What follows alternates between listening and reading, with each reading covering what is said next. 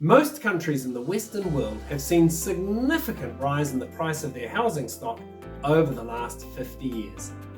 I am sure everyone knows someone who tells a story of how they or someone they know purchased a house for a seemingly small amount of money and sold it later for a much larger sum.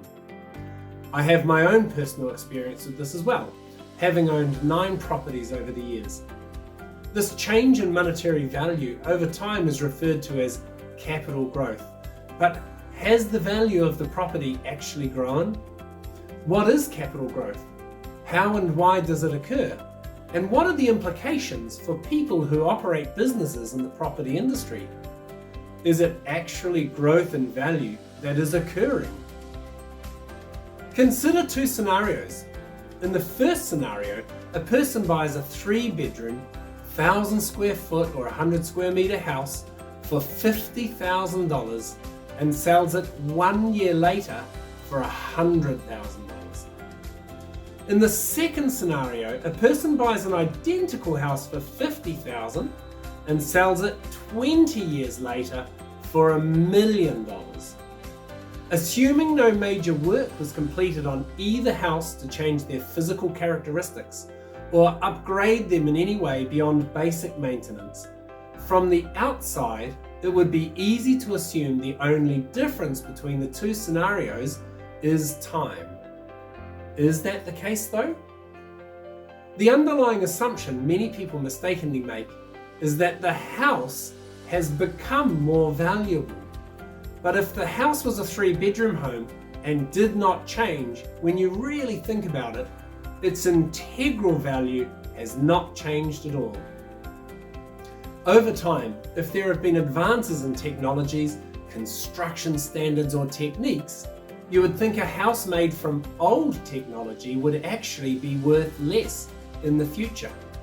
It gets even stranger when the reality is, viewed in terms of physical product, it likely is worth less in the future because it will be sold against more modern, comfortable and up-to-date housing stock. So why has the number value increased so dramatically?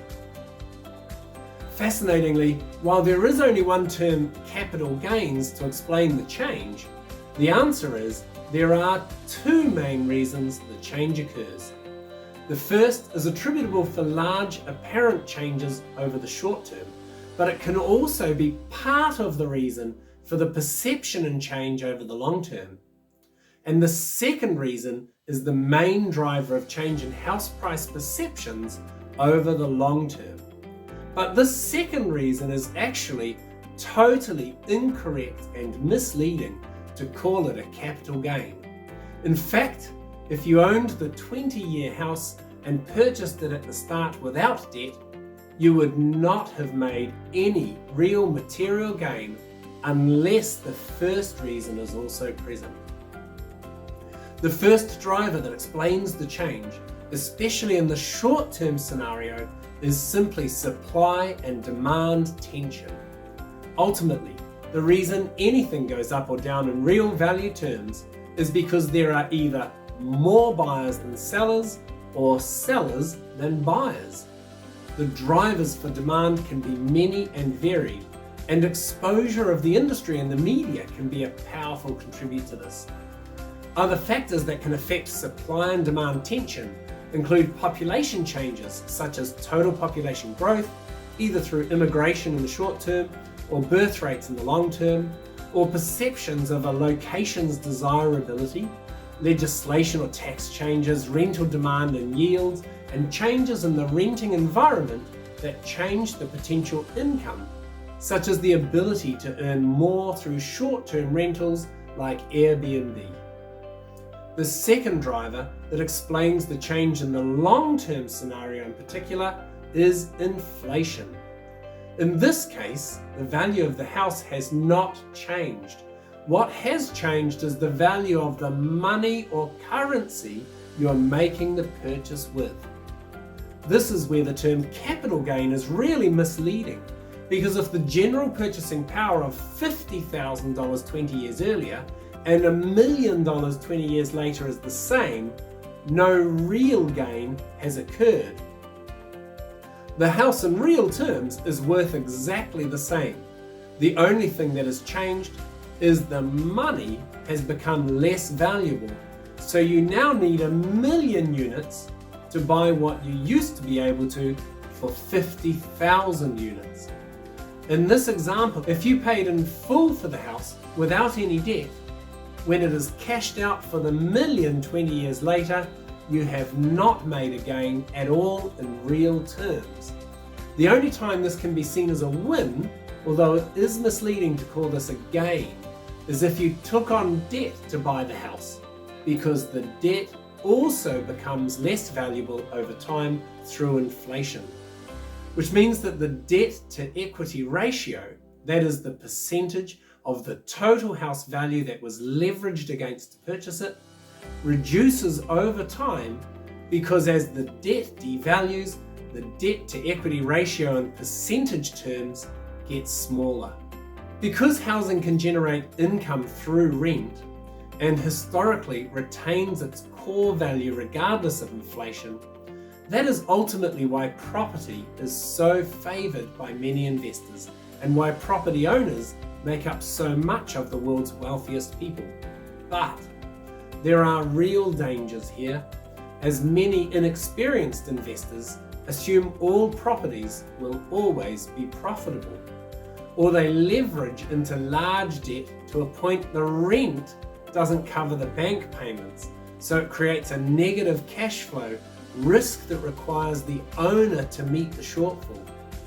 The problem is, especially in the short term, if supply goes up and demand falls, properties lose value like any other asset. Also, many people lack the discipline to hold on to a property for a long time, to see the value of their debt diminish. Another common problem is some property owners keep topping up their debt to buy other possessions that lose value quickly, like new cars. So they never actually end up being advantaged in terms of total wealth by the change in debt ratios. And they never get income from their properties outside of the perception of capital change.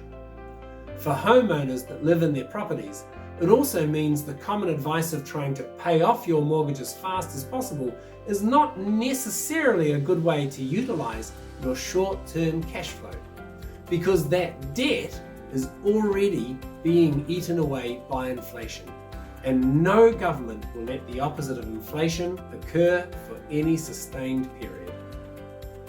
If you live in a country that has capital gains tax, then the big implication here with the inflation scenario, where no real change in value has occurred, that means the tax on a perceived change is in effect a double taxation, because the capital gains tax is applied on money that you'd already paid tax on when you used it to purchase the property. Therefore, a property needs to be purchased with some debt in order for an inflationary win to occur. So, that explains the main two drivers of what is referred to as capital gain on property assets. When these same principles are applied on other assets, there is a third reason that can drive up capital value, and that is growth or scale changes in asset productivity. But that's a conversation for another day. I'm Stephen Morton-Jones, and I make these videos to advance financial education for people who are frustrated because their income is limited and dependent on selling their time in a job. My mission is to catapult you towards massive wealth through industry and business skills that lead to asset ownership, seeing you grow your very own money tree. If you found this video helpful, please hit that subscribe button, and I'll see you in my next video.